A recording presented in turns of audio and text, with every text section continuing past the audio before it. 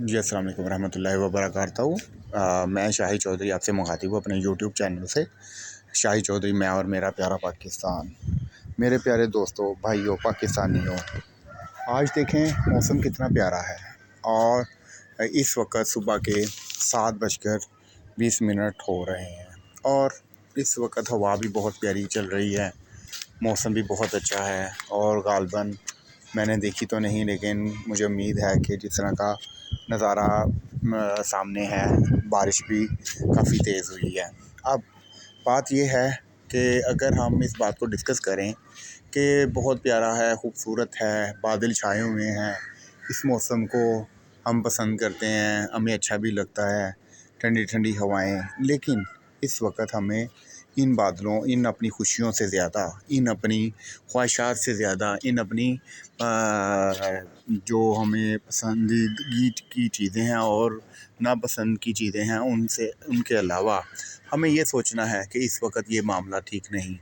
हमारा रब हमसे नाराज़ है, हमारा रब हमसे हमारी कोताहियों की सज़ा, अल्लाह ताला सज़ा तो नहीं देता, लेकिन ये निशानियाँ ज़रूर दिखाता है कि आज भी इंसान अगर उस दर पर चल पड़े जो आप सल्लल्लाहु अलैहि वसल्लम ने, आपका रास्ता और आप सल्लल्लाहु अलैहि वसल्लम और सहाबा इकराम का रास्ता है, उसके ऊपर अगर हम चलें तो मैं नहीं समझता कि आज हम इन चीज़ों को इन अज़ाबों से गुज़रें। लिहाजा हमारा पूरा पाकिस्तान डूब चुका है इस वक्त, और इस वक्त डूबने के अलावा बहुत सी जानें जा चुकी हैं, बहुत से मवेशी इस पानी की नज़र हो चुके हैं, मर चुके हैं और बहकर, और कई बहुत से लोग इस वक्त अपनी ज़िंदगी का नज़ारा मौत में तब्दील होते हुए सामने देख रहे हैं। बहुत सी ऐसी वीडियोस देखी, बहुत सी ऐसी चीज़ें देखी जिसमें ये नज़र आया कि मौत बिल्कुल सामने खड़ी है और इंसान उस मौत को आने का इंतज़ार कर रहा है कि वो उसके दिल में शायद ज़रा बराबर भी, पता नहीं उसकी क्या कैफ़ियत होगी, क्या वो सोच रहा होगा कि शायद मैं बच सकूँगा या नहीं बच सकूँगा, या मुझे ये मौत निगल लेगी। इस आफात कहानी की सूरत में हमें सिर्फ़ ये सोचना चाहिए कि हमें अपने जो ज़रूरतमंद लोग हैं, जो सैलाब-ज़दगान हैं, जो मुतासरा लोग हैं, जो देहात के देहात बह चुके हैं, और उनकी मदद करनी चाहिए। और मदद करने के लिए हमें दिल खोल कर उनके लिए वो सब चीज़ें मुहैया करने की कोशिश करनी चाहिए जो हम कर सकते हैं। अब यहाँ पर बात आ जाती है थोड़ी सी सियासत की। सियासत में लोग यहाँ पर भी सियासत कर रहे हैं। अभी एक कल 2-3 न्यूज़ और पोस्ट देख रहा था कि जहाँ पर वो कराची के वडेरों ने ये इमदाद का सामान को अपने गोदामों में चोरी करके स्टॉक किया हुआ है, जिसके ऊपर छापे भी पड़े हैं। और क्या क्या ये इनकी ज़िंदगी है, कहाँ ले जाएंगे ये इतनी मालो दौलत को, कहाँ इसको सर्व करेंगे, कहाँ पे ये अपनी क्या इन लोगों पे मुसीबत नहीं आ सकती क्या? शायद ये लोग उन चीज़ों को भूल चुके हैं कि हम इन चीज़ों से बच जाएंगे, लेकिन नहीं, यहाँ तो बच जाएं शायद, लेकिन अल्लाह के घर, अल्लाह के यहाँ नहीं बच सकते। अब बात आ जाती है दूसरी कि वहाँ पर किस चीज़ की ज़रूरत है। जिस चीज़ की ज़रूरत है उसकी शॉर्टेज होती जा रही है। अगर देखा जाए तो सब्ज़ियाँ जिनके पास पड़ी हैं तो वो उसकी कीमतें बढ़ाते जा रहे हैं। एक प्याज की कीमत 60 रुपये किलो थी, वो आज 250-300 रुपये किलो मिल रहा है। मानता हूँ कि शॉर्टेज हो गई, लेकिन जो जिसके पास मौजूद है उसको तो वो चीज़ उतने में देनी चाहिए, ताकि मदद के तौर पर ही, अल्लाह की रज़ा के लिए, रसूल की रज़ा के लिए, एक मदद के तौर पर। और दूसरी बात ये है कि यहाँ पे बात मैंने सियासत से यहाँ की सियासत की बात की, तो अब बात ये आ जाती है कि पाकिस्तान में सिर्फ़ एक पार्टी है इस वक्त जिसका नाम पीटीआई है। मैं बिल्कुल पीटीआई का नज़रियाती शख्स हूँ और उसी के साथ वाबस्तगी है, क्योंकि आप ख़ुद देखें कि यहाँ पर अगर मेजॉरिटी इज़ अथॉरिटी, कि जहाँ पर ज़्यादा ज़्यादती हो वहाँ पर, जहाँ पर जुल्म हो वहाँ पर, जहाँ पर उसमें हमेशा دوسری پارٹیوں کے لوگ ملوث نکلتے ہیں۔ آپ مجھے ایک بات بتائیں کہ کہاں پر پی ٹی آئی نے یا عمران خان نے اس ویژن کو لے کے نہیں چلا کہ اس ملک کی بھلائی اور اس ملک کی عوام کی بھلائی کے لیے دن رات ایک کی، اور اس کے لیے ہمیشہ ایک آواز بلند کی، دین کے لیے آواز بلند کی، اسلام کے لیے آواز بلند کی۔ ڈیموں کے اوپر 50 سال بعد اس نے کام کیا اپنی دور حکومت میں۔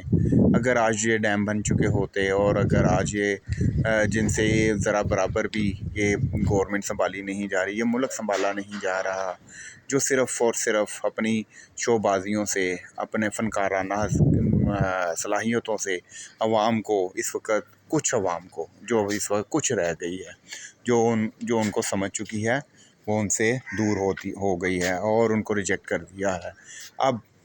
اب بات یہ آ جاتی ہے کہ آل پارٹی کانفرنس بلائی گئی، جس میں تحریک انصاف کو نہیں بلایا گیا۔ آل پارٹی کانفرنس کا مطلب یہ ہوتا ہے، سب کو پتہ ہی ہوگا لیکن پھر بھی میں تشریح کرنا چاہوں گا یہاں پر، کہ تمام جتنی بھی ملک کی پارٹیاں ہیں ان کو ایک پلیٹ فارم پہ اکٹھا کرنا اور ان سے مشاورتی ایک لائحہ عمل تیار کر کے کسی مصیبت اور مسئلے کے لیے ان سے مشاورتی عمل کے اوپر رہ کے پیراکار ہو کر اس مشکل اور مصیبت کو دور کرنا ہے۔ لیکن یہاں پر صرف تمام پارٹیز کو انوائٹ کیا گیا، لیکن اگر نہیں بلایا گیا تو پی ٹی آئی کو نہیں بلایا گیا، پی ٹی آئی کے کسی بھی نمائندے کو انوائٹ نہیں کیا گیا۔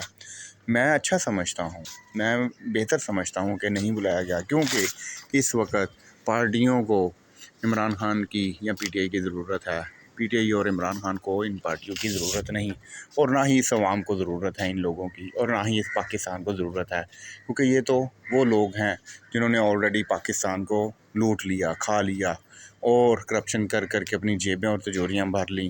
آج تک میں نے سیاست پہ بات نہیں کی، لیکن آج اس مشکل وقت میں اور اس مشکل حالات میں میں اس وقت اس تکلیف میں ہوں لوگوں کی حالت کو دیکھتے ہوئے، کہ یہ لوگ ہمارے اوپر مسلط اس طرح ہوئے ہیں کہ جس طرح ایک غیر انسان کسی کے گھر پر قابض ہو جاتا ہے، اور اس طرح کی یہ پاکستان کو یا عوام کو بچانے نہیں آئے۔ یہ فکر عام ہو چکا ہے، لیکن میں بھی بولنا چاہوں گا اس عام فکرے کو، کہ یہ پاکستان کو بچانے نہیں آئے، یہ پاکستان کی عوام کو بچانے نہیں آئے۔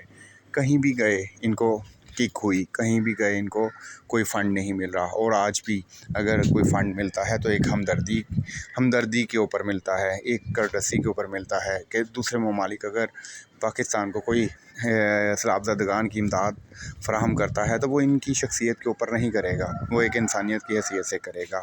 اور وہ یہ ان کے میں آج یہ دعویٰ کرتا ہوں، میں آج یہ آپ سے چیلنج کرتا ہوں کہ عمران خان کے جو فنڈز ہوں گے، جو اس کی آواز ہوگی، وہ ان کی آواز سے کہیں بلند ہوگی۔ جو فنڈز عمران خان کو ملیں گے وہ ان کو اس کا 20% بھی نہیں مل سکے گا، کیونکہ یہ لوگوں کا اعتبار پاکستانی قوم سے کھو چکے ہیں، پاکستان سے ان کی محبت، ان کی وفاداری ختم ہو چکی ہے، جو سب جان چکے ہیں، جو ہم عوام جان چکے ہیں۔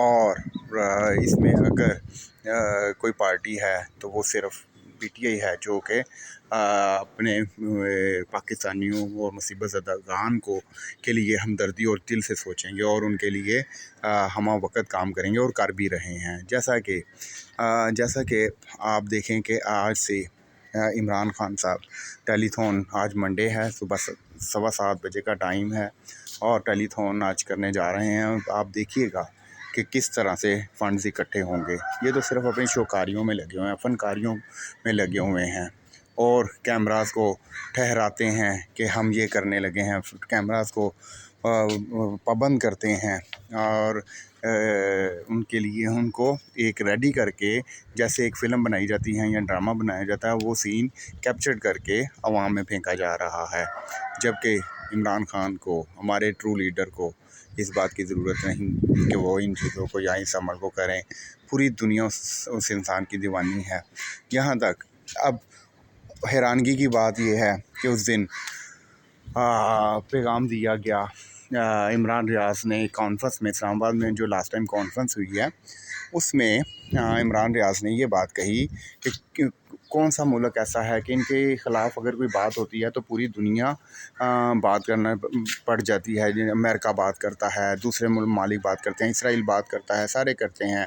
تو اس کے ساتھ ہی آپ دیکھیں کہ تمام لوگوں نے جن کے خلاف عمران خان کے لیے رجیم آیا، جس کے لیے عمران خان کے لیے اس کی گورنمنٹ کو ہٹانے کے لیے اس کی مخالفت کی گئی، آج وہ بھی عمران خان کے گن گا رہے ہیں.